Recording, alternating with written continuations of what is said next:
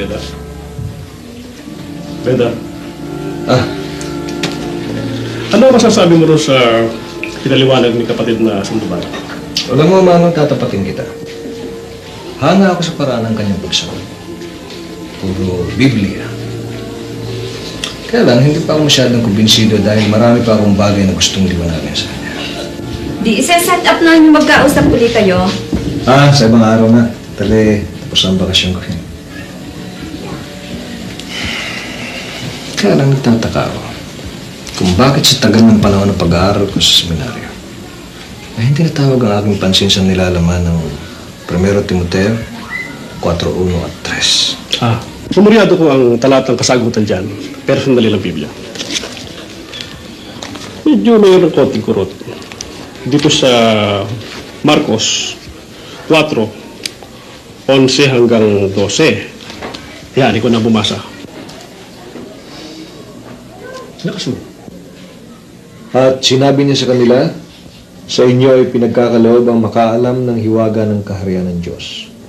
Datapot sa kanilang nanga sa labas. Ang lahat ng mga bagay ay ginagawa sa pamamagitan ng mga talinhaga upang kung magsitingin sila'y mga kakita at huwag mamalas. At kung mga kinig sila'y mga karinig at huwag mga kaunawa.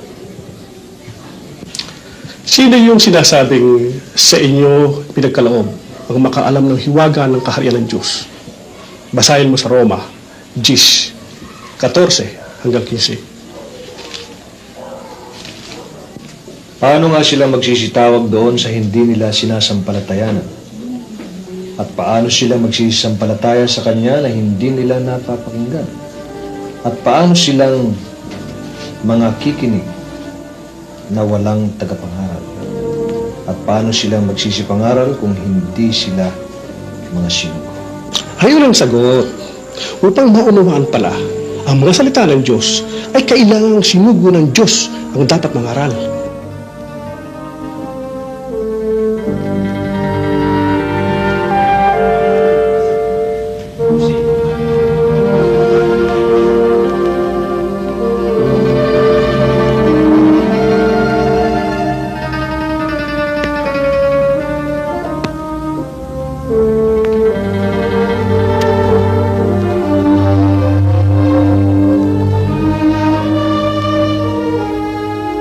Mga aral ng demonyo, bawal mag-asawa, bawal kumain ng karne.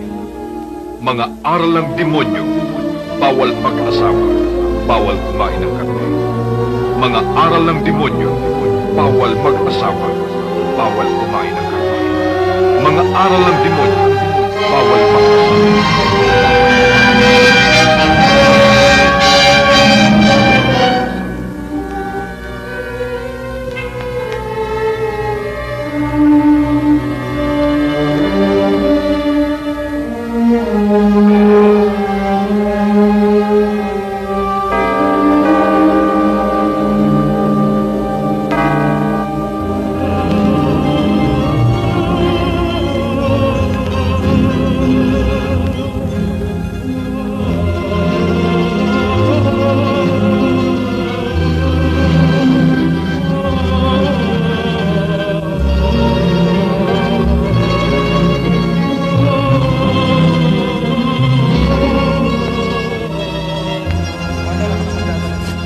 Salamat, ha?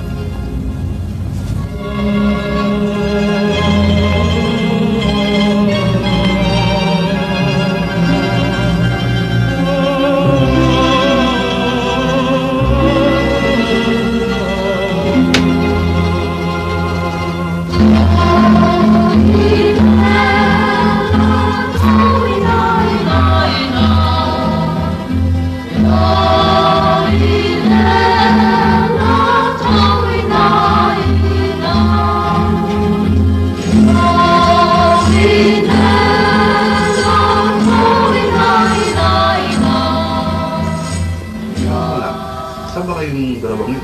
Sa Plateria. Ako sa Bislig. Sa Bislig? Malapit lang dito yun. Ay, ikaw ba naman saan kang yun? Kaya alam mo eh. Uy! Oh, Father! Oh, Ben! Pinakilaman namin itong coffee mo. Ay, good. Okay, Father. Oo. Thank you, katatapos ko lang. Pasensya na kayo at marami kasi akong kausap dun sa labas eh.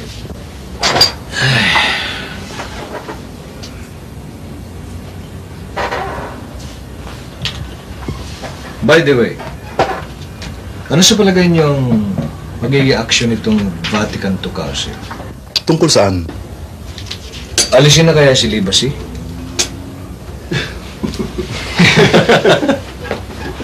Ba't kaya nagtawa na? Ikaw naman kasi, parang gigil ka magkaroon ng asawa eh. Hindi naman sa ganon. Pambihira kayo. Huwag niyong sabihin ni minsan hindi sumagi sa isip niyong mag-asawa.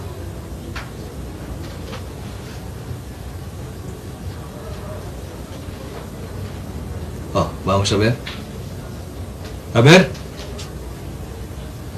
Oh, nakita niyo na.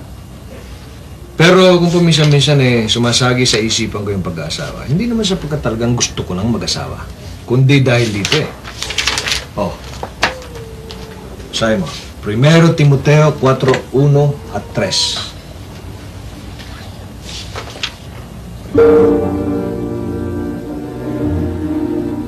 Mga aral ng demonyo, bawal mag-asawa, bawal kumain ng karne.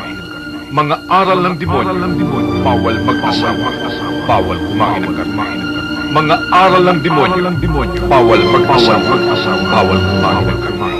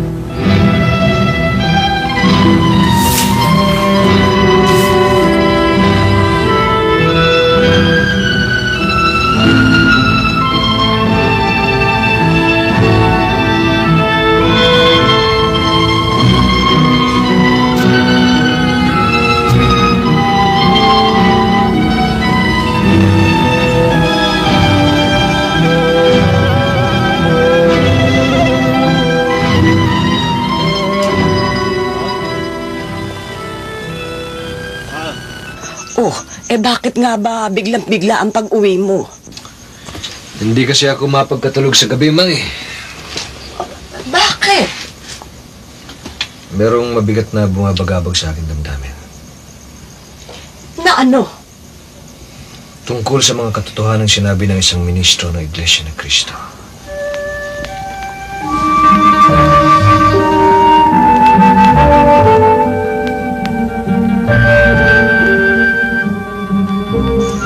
Beda, naloloko ka na ba? Pare ka pa naman. Kung kami nga mga saradong katoliko, ikaw pa?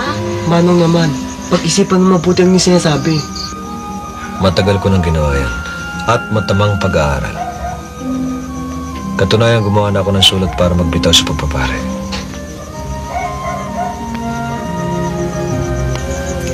Beda, alam mong tutol na tutol ako noon pa sa pagpapari mo. Pero ngayong pari ka na. Isinasama ng loob ko mga sinasabi mo. Iglesia ni Cristo. Dinaramdam ko kung nasaktan ko yung damdamin, Ma. Subalit buo na ang aking pasya. Hihingi ako ng tulong sa obispo dito sa Surigao para bigyan ako ng dispensasyon ng Papa sa Roma. Sapagkat ayokong sasabihin nino ng pagdating ng araw na ako'y itiniwalag o nagtaksil na pare. Katapos, lulus na ako ng Manila.